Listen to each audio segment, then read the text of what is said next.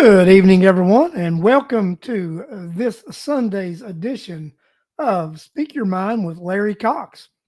And it's good to have all of you here. And it's going to let the audience build because I think the audience is a little bit slow coming in, and I cut the uh, intro down a minute. Uh, just felt like doing that. Only cycling two of those recordings, so we'll let the folks come on in here today. I'll start saying hello to some of you guys. Why don't you guys do me the favor of sharing, liking the show? Let's build the audience before we get into the dialogue this evening, because I think we'll have some interesting dialogue this evening. Not only will I have interesting dialogue, but I think the chat could be quite interesting this evening, also with uh, what our audience has to say. And our audience is never shy about making comments. So let me start off by saying hello to some people. Marie Weathers, thanks for joining me tonight. Sherry Thomas, thanks for joining me tonight. Clayton Orwig, thanks for joining. Lee Wright, thanks for joining me. Cheryl Moulton, thanks for joining me. Luca Russo, Miss Russo, great to have you in the house tonight. Dan Burks, great to have you in the house tonight. Danielle Munoz, great to have you in the house tonight from way up north, Dan. Hey, Danny, I was going to let you know. So I have used AI to assist me in writing a book. I'm going to send you my book. I wrote a very detailed prompt for this AI thing. So, but I'm going to email it to you. So if you could be so kind to just take a look at this AI thing and see what you think. Like I said, I wrote a very detailed prompt. Uh, I probably wrote a short story of a prompt for the AI. I don't know if many people write as much as I did to the for the prompt for the AI to generate it. But it stayed true to the prompt and the story that I wanted to be written. So I'm going to send that. If you would, I'm going to put my number here on the thing, and if you would text me your email, and I will send you uh, uh, uh, uh, the story.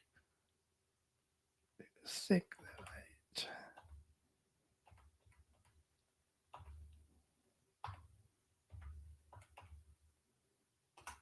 There we go. Thank you. So, and I would appreciate the review of me and AI's collaboration, and it's interesting. And it is a collaboration because like I said, I wrote a whole lot of this, and I went back and did some edits also. So very interesting tool, and I used the Scribbler AI for book writing. So it was interesting. It was an interesting process. So uh, it was my first attempt at it. So we'll see what goes on. I do have a couple more ideas that I want to try to do, and I just felt it was interesting. So letting the audience build, and I'm just doing a little rambling while we do that. So Charlotte Gellert, welcome to the show tonight. Thank you for joining us this evening. Um, uh, let's see here. I think Coach Sweets, thanks for joining us tonight. Thanks for saying hello in the chat. But yeah, it's been very interesting with what what's been going on. So I think it's been an interesting week in Rockdale County this week, guys. So first couple of big things, the topic tonight are this, right? So two big things, I believe. The BioLab saying they are going to halt production operations in Conyers, not start back up on production operations and shutting down.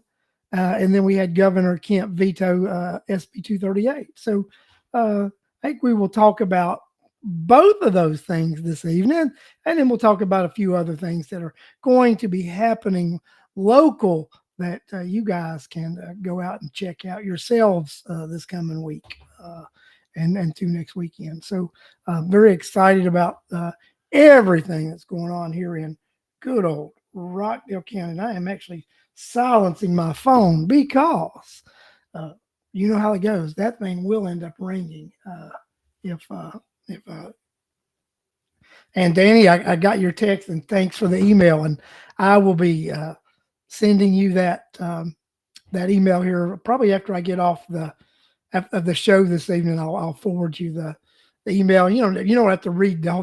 Just sort of glance at it and just give me a little bit of feedback about what me and AI have done together. And it's full disclosure, right? So I'm not one of these guys who said that that it was that I didn't use AI to help generate this, right? So I'm going to be fully transparent about that, and um, and I am going to go back and even do more editing to the version that I sent you because I do want to go back and do a little cleaning up and such. But I found it interesting with this concept of how you can do it. Like I said, and I believe when you use one of these AI tools, the more information that you put in the prompt, the more that you put in, I think the more that the product comes out more like the author. So I mean, or the person that's given the information, or the co-author, because if you give enough information, then you and AI are the co-author. And if you just do just a few sentences and AI writes it, then AI is the author. But I believe if you give enough information that you could say that it was co-written by you, that you can say AI was your ghostwriter, right? So, but I think it all comes down to how much detail you put in the prompt. That's my take on it from my concept, because I did do a little one at first and did a little bit of data.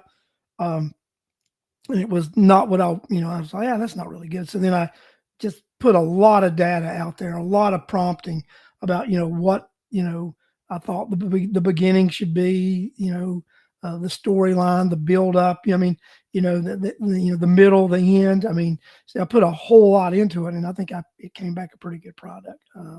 Yeah, Alex, it's all about the prompt. So, I mean, if you're really detailed with the prompt, I think you get like I said, I refer to it as a co-written manuscript, right? It would be something that you and AI co-wrote together, but it depends on how much detail and what you put into it. That's my assessment. But but I sort of liked it. We'll see. We'll see what happens with it. I'm gonna tweak it a little bit, do some work on it, and then I might see about throwing it out there for you guys to look at. We'll see what happens with it. But just I liked it. I found it a very interesting thing to play with. So it was something good for me to do.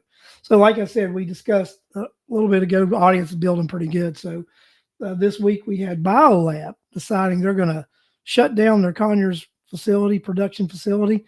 What's your take on that, folks out there in Speak Your Mind world? Does not surprise me that they've decided to do that after blowing up the world here in Conyers, and then the litigation that they're facing, specifically the county also suing them, multiple businesses sue them, multiple individuals suing them. So it does not surprise me that they are going to flee the scene, as one might say.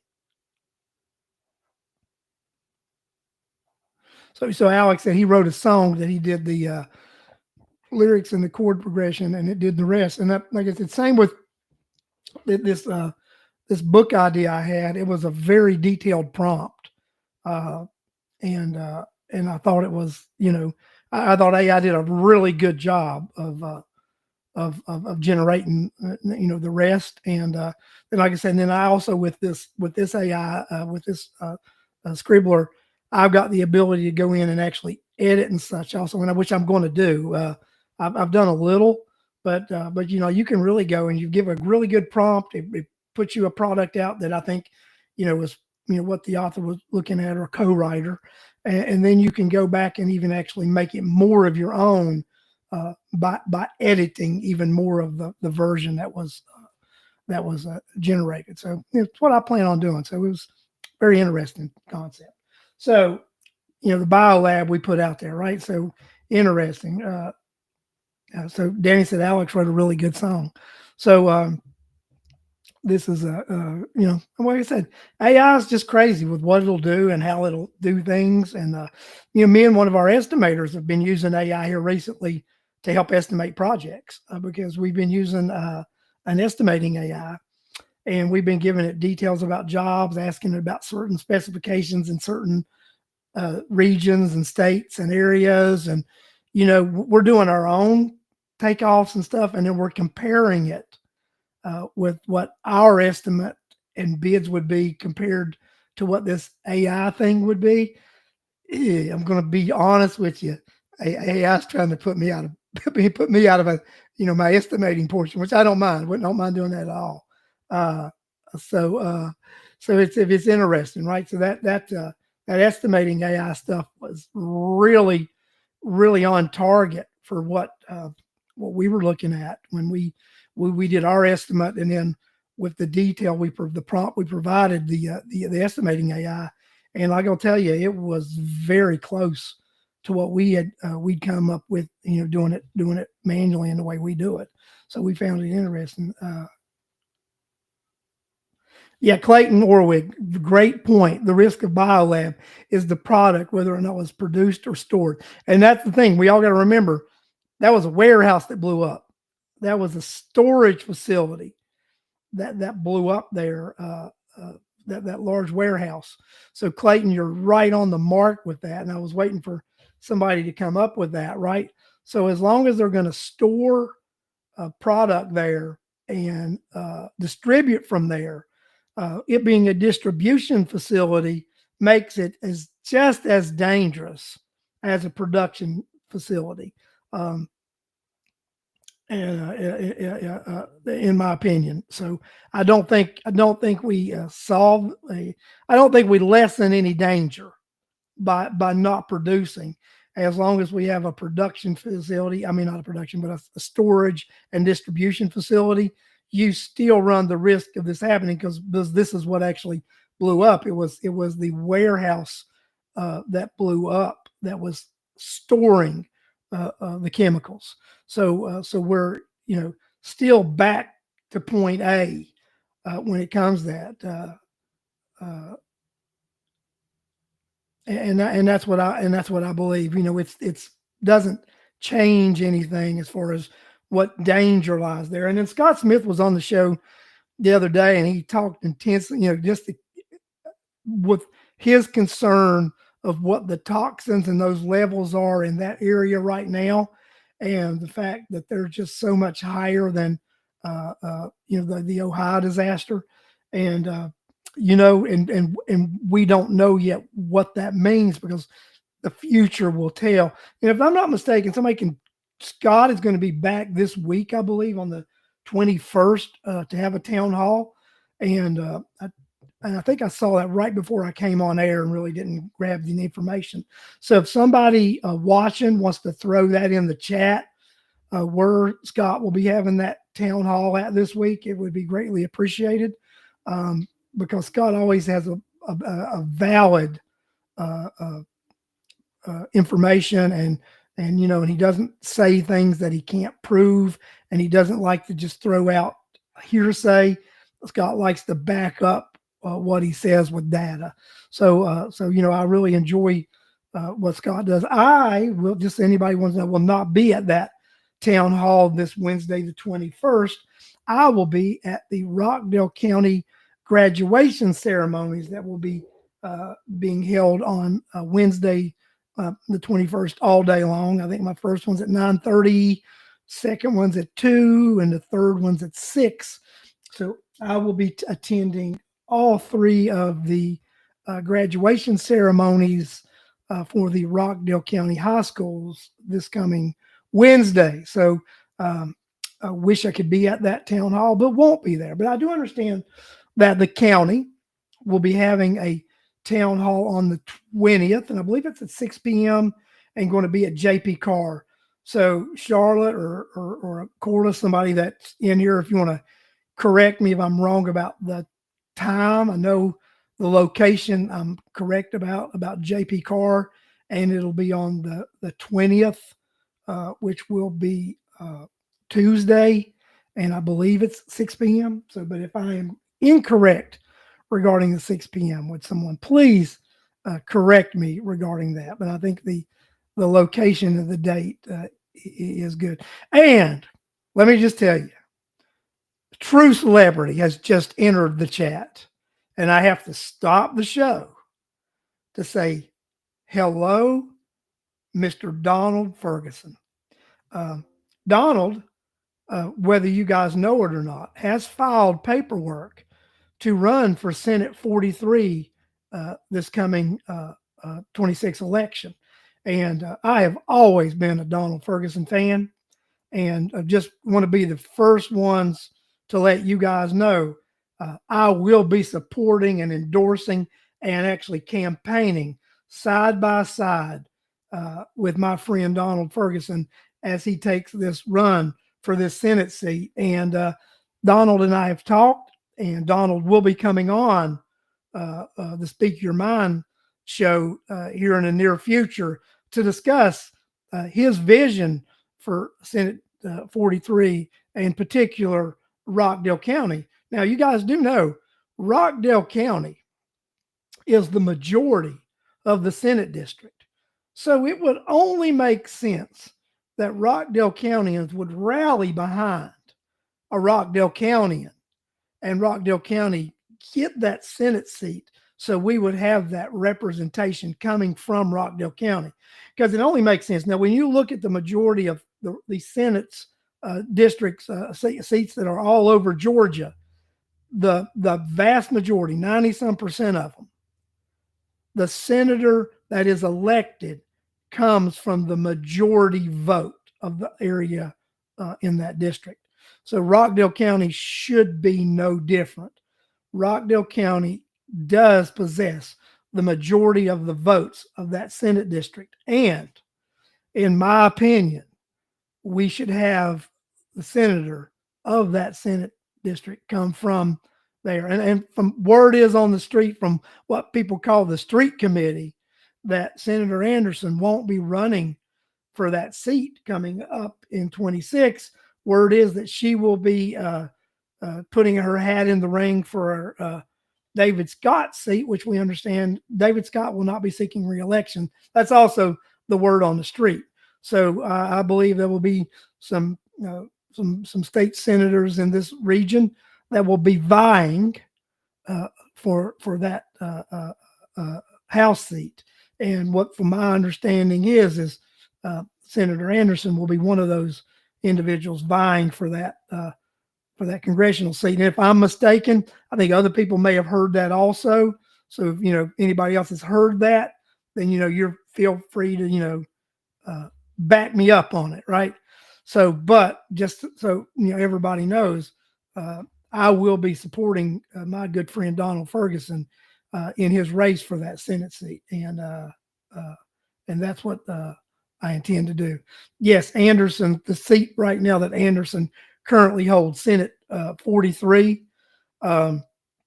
Understand she will not be seeking re-election to that seat, that she will be running for David Scott's congressional seat. That's what the word on the street is. But my good friend Donald Ferguson has filed the paperwork to form a committee, a exploratory committee, to be able to test the waters. And like I said, I think Donald would do an excellent job serving Rockdale County, and I intend to help Donald all I can with that. So that's my little spiel there with that. So let's talk about something else. We talked about BioLab a little bit. Now let's talk about that 10,000-pound elephant in the room, Senate Bill 238, right? So Governor Kemp did weld that veto pen this week, and I'm going to show y'all something right here. So I got this pen right here, and this is one of Governor Kemp's pens he actually used to sign a piece of legislation that I helped come up with a few years ago. So this is a pen that I like welding around. I wouldn't want to have the one that he did the veto with this week. So, but he can ship that one to Alex, and he'll frame and keep that one. So, but So you know what? This is the way politics goes, and this is the way this legislative stuff goes, right? You win some, you lose some, and it's okay to lose, but it's learning from the loss and going back to the well and not repeating the mistake you did. So, why do I think the legislation was vetoed? Well, the legislation was vetoed for the exact reason that Governor Kemp gave.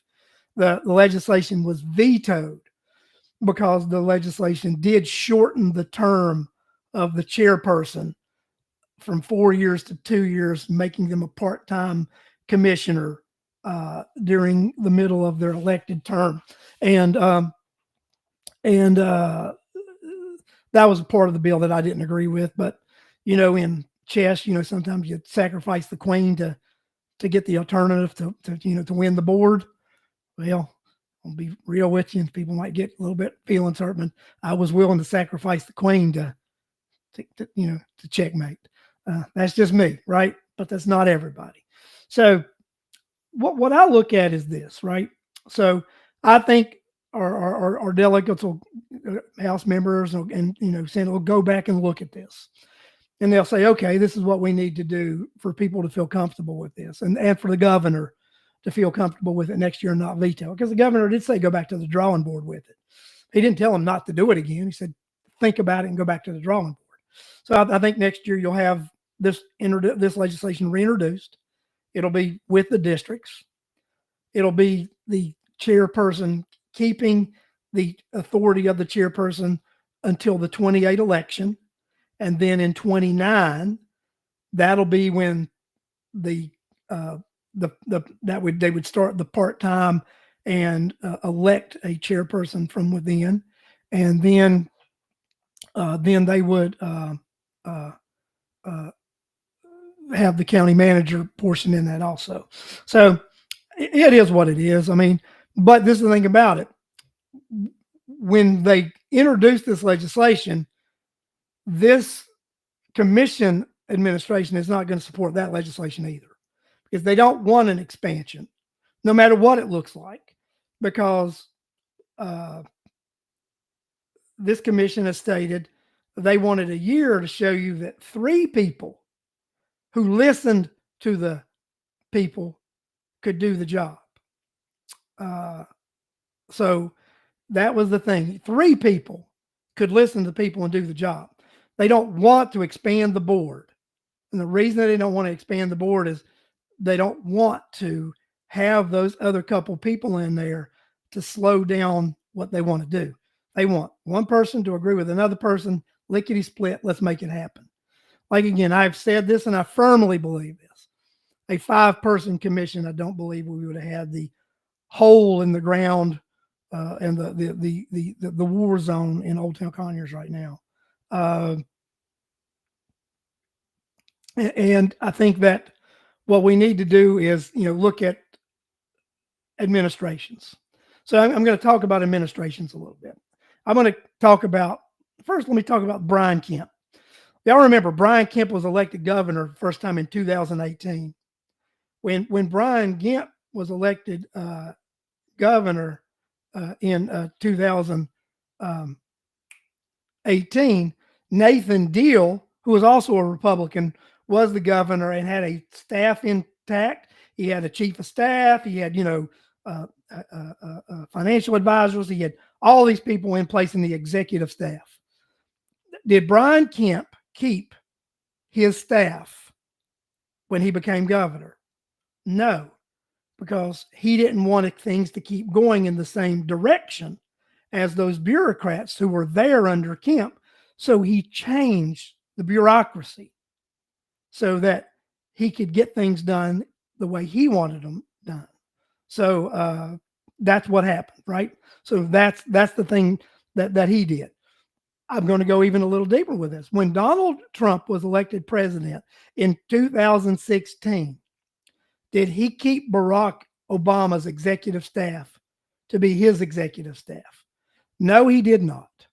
He replaced chief of staff and the cabinet and everyone with his people. And then actually he replaced some of them, right? So that's the way that worked. So then in 2020, Joe Biden defeated Donald Trump. Did he keep Donald Trump's executive staff? No, he did not. He replaced Donald Trump's staff with his people, with people that were more aligned with his way of thinking and people who would not be leading the bureaucracy the same way that Donald Trump's bureaucrats were leading the government. Then we go to this past election, 2024. Donald Trump was once again elected president of the United States. He defeated Joe Biden. Now, did he keep Joe Biden's executive staff, or did he again replace everybody and bring in his own people? And this is hundreds of people we're talking about, not just the high profile names that you hear about, but this is hundreds of people. So did he keep those people, or did he begin the process on day one of replacing them with his own people so that the bureaucracy would run differently? He replaced them. And that's the problem. One of the problems I have with this administration now, they have kept too many people from the past administration who made a lot of bad decisions.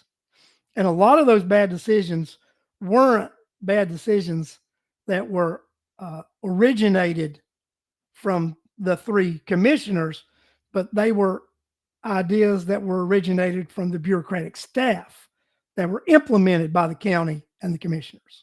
So there's what we've got to look at, folks. We've got to look at, I voted for this current administration, but I voted for change.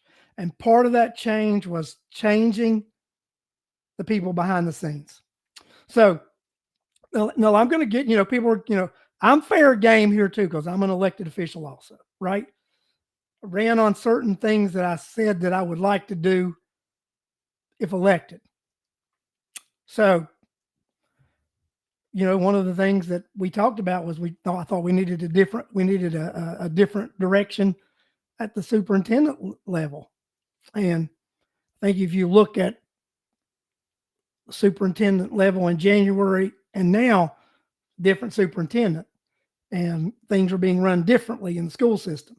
They are, and it'll take time for people to notice that. But that's one of the things is, if you wanted to elect a different school board, then if the school board didn't take action and make changes internally, you really don't get anything different. And that's the same thing with any form of government. Electing a new commission or a new city council and all that, but you still keep the same bureaucrats, you're going to get the same ideas and the same results. You elected a whole different group of people for the county commission, and you still got a big hole in the middle of Conyers. Just saying. They've expanded spending by hiring assistants. So I'm just telling you, it's, the 3-person commission is not the direction. And I do not believe in having the all powerful chairperson, no matter who it is, right? That's what I believe, right? That's what, Alex, that's you can put that 2.0 thing or whatever. It's not relevant. It depends on the board. The boards have the ability to change direction, and it's who we elect. If we elect the right people, those people will make a change and make a difference. And I think you're going to see that on the school board. And I think that holding people accountable and not reelecting if they don't keep their word, then that's what you citizens do. And I think in Rockdale County now, what do we have? I think we have a group of citizens who are on the ground and are grassroots organizers, and they are doing the necessary things to inform the voters of what's going on. And those voters are being informed voters, and they're voting at the ballot box as being informed voters. And I think that will continue to occur. Clayton, no, that mixed. I knew one did not support um, the five, but one I thought did. So that's how I'll answer that question. Is it's one of them I knew did not support the five um, commissioners. Well, I'll just say Chairman Vaness has never supported the 5-person expansion, and she was even on Alex's show, and you could tell from that interview she didn't. And even on my show, I interviewed her and asked her a question, and you could tell from the answers that she's not supported the 5-person commission. Uh, uh, and that's just the way it is, right? So I believe Miss Smith did support the 5-person commission when she ran. Um, so not certain what's happened or transpired with that. I think we need to, we go to a town hall at some point and we ask her, what will get her back on board with the 5-person commission. But at the end of the day, it's not up to the board of commission to decide what type of government we have. It's actually mine and yours choice. It's the citizens' choice of what type of government and how we elect them and what position we elect them to. Now, as a citizen, they've got their right as an opinion to it. But as elected officials, they don't have the right to tell us this is the government you're going to have, like it or leave it. They do not have that authority. They can advise us, well, we think you should keep this and this is why. But I think they over and somebody did put in there a little bit ago. The governor did a much better job of saying why he vetoed the bill than what they asked him to veto the bill for. So the governor's people looked at the legislation and they found the flaw in the legislation that I'd actually saw in the legislation also. And I'll tell you, back in 2016, I approached then Senator Rick Jeffers, who was the senator of Senate District 17, which at that point was part of which covered Rockdale County. So I met several times with Senator Jeffers in the fall of 2016 and helped him come up with legislation that we introduced in 2017. And I think that was Senate Bill 264 is, I believe, what it was. So we come up with a piece of legislation, and Senator Jeffers told me two things that you wanted to avoid when introducing local delegation that changed forms of government or expanded forms of government. He said, this is what you want to do. He said, first, you never want to pit elected officials that they're going to create districts against each other. So you want to try to carve out the districts so that they still maintain a position to run for when it's their time to run, because that is frowned upon. He said the second thing you don't do is you don't alter their position until it expires. So Senator Jeffers at the time told me, if you violate one of those things, the bill probably won't come out of committee. And then it does run a chance of getting vetoed by the governor. So I think, let me tell you personally, the way the bill was written, and like I said, our legislators didn't write it. It was written by some lawyers at the Capitol. I don't really think they thought that it shortened the chairperson's term, right? I think that now, do I think some of them minded that it did? No, I don't think they did. But do I think it was done intentionally? No. I think it was a side effect that some of them actually didn't hurt their feelings after they realized what the legislation did. Okay. But that legislation shortening the chairperson's term midway during their term, and they had been elected by the citizens, in my opinion, gave the governor a legitimate reason to veto the legislation. So, I mean, that's the way I see it, right? And I would, but as far back as 2016, Senator Rick Jeffers told me, when we're drafting this legislation, there are two things we don't want to do. We don't want to put two commissioners that are current commissioners in the same geographic district, forcing them to run against each other, and we don't want to alter anyone's elected term. Those were the two conditions that he felt, as long as we stayed true to, that if our legislation would have been able to pass, that we would have had a good chance of it. It wouldn't. It went through committee, and the governor would not have vetoed it.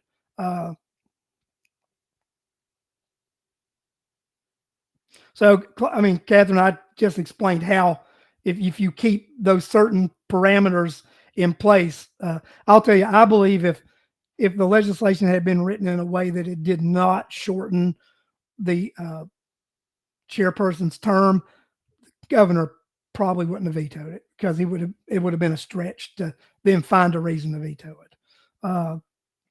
And that's the way, that I saw it. But it is what it is, right? That happened, but now it's time to go back to the drawing board, right? And our delegation will. Now it's time to introduce a piece of legislation that has districts. It's time to introduce the legislation that creates the county manager system with parameters in there that make sure that the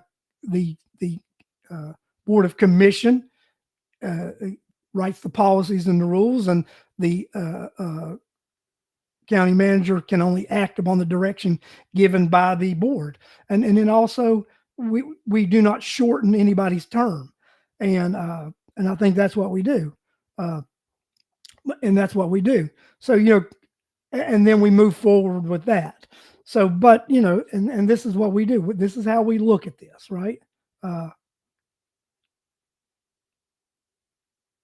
Yeah, Alex says he won't agree it's intentional. And, I'm totally going to disagree with that. He can say that all he wants, guys. I mean, I'm not going to get into my reasoning why I believe it was an accident, but I have reasons that I believe they didn't intend to do it.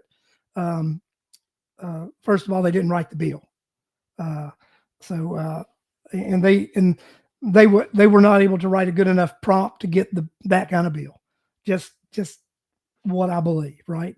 So, but I think that this next go around, you're going to have that, and this next Saturday on the 24th, State Rep Taylor is going to have a town hall at the Nancy Gwynn Library, and you're going to be able to come out and discuss this past legislation and what future legislation may look like. And then there's been disagreement whether we had formal discussions, informal discussions, or whatever.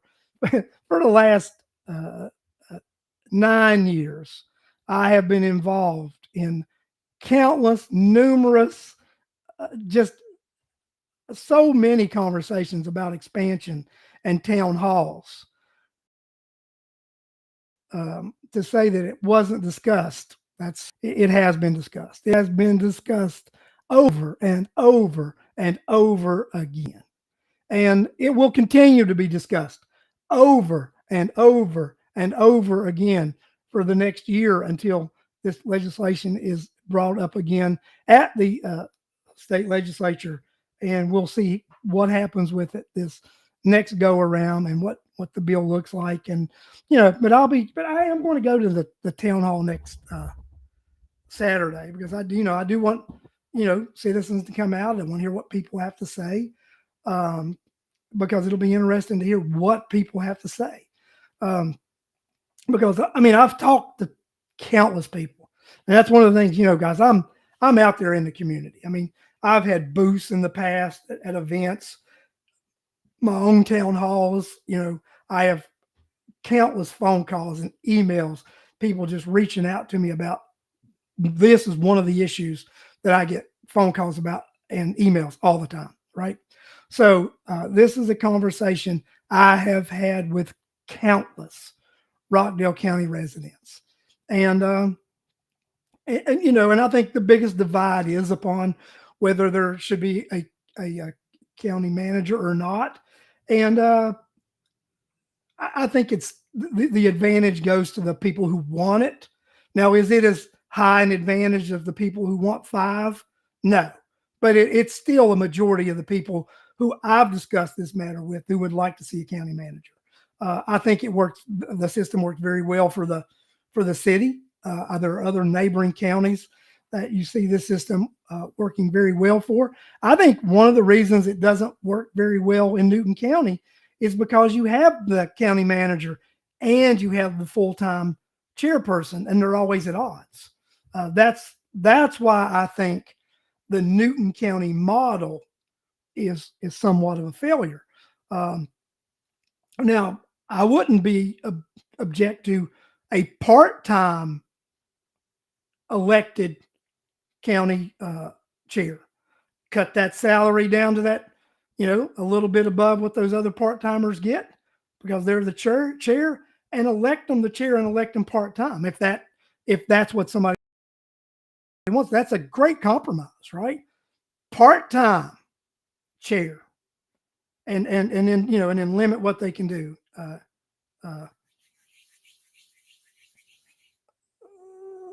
Alex, did you hear what I just said? What we could do. The city elects a part-time mayor. And I said one of the ways we could do this is a compromise and elect a part-time chairperson. And then make sure that you do not have the conflicts. No, and the city doesn't allow their county city manager either. It's appointed by the mayor and the city council.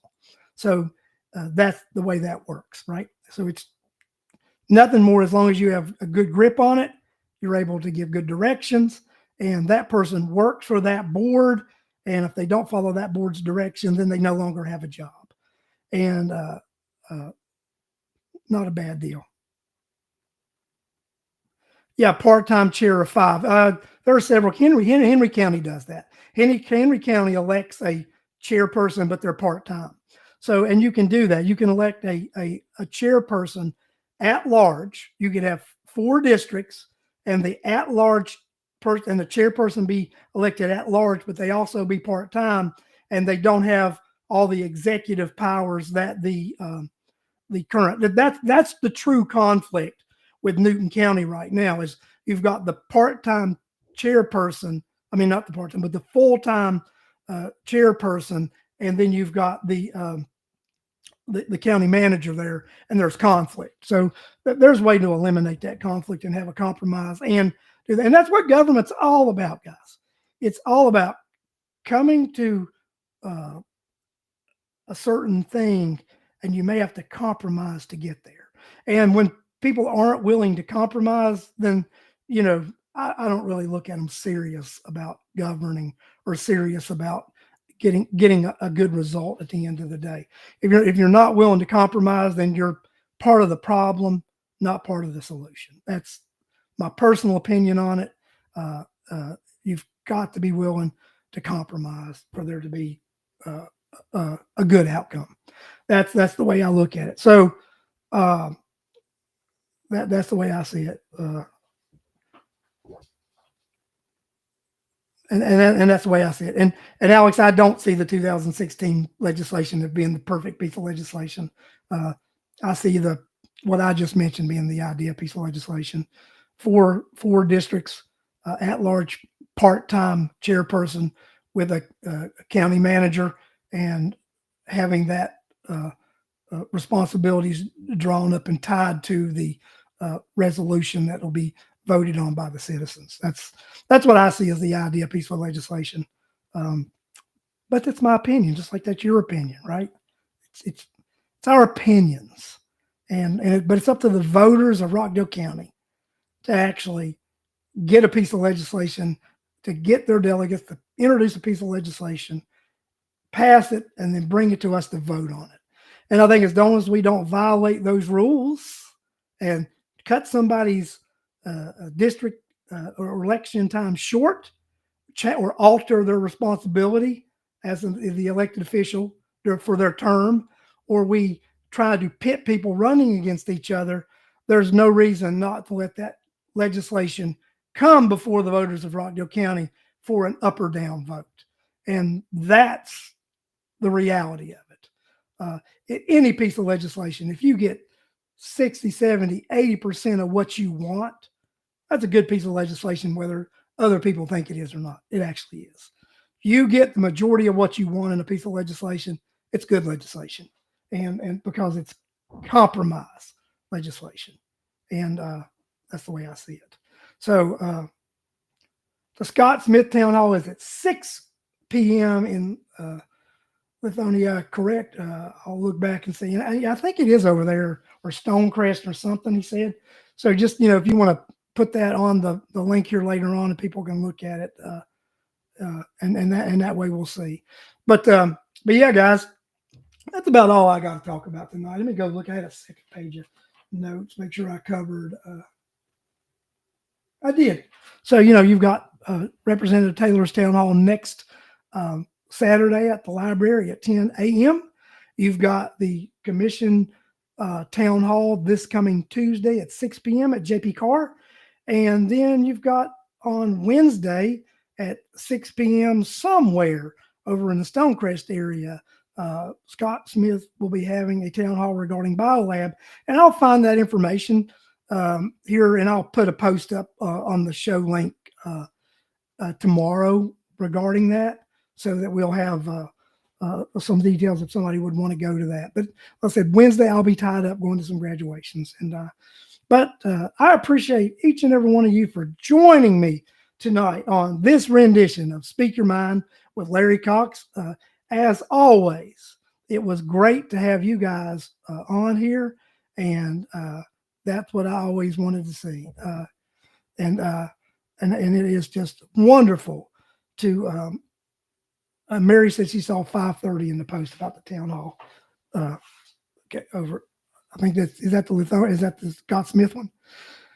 Like I said, I'll look those up and I'll post those. So, guys, let's just go for it here. Let's keep having conversations. Let's have more town halls. Let's have more open discussion about this legislation.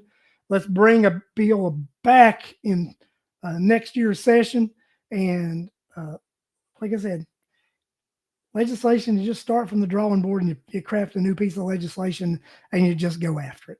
I mean, it may take you 10, 15 years to get something passed, but you know what? If you keep it up, it'll eventually get passed. So thanks, everybody. Good night. And I look forward to seeing each and every one of you next Sunday on Facebook and YouTube on the Speak Your Mind with Larry Cox show. Thank you and good night.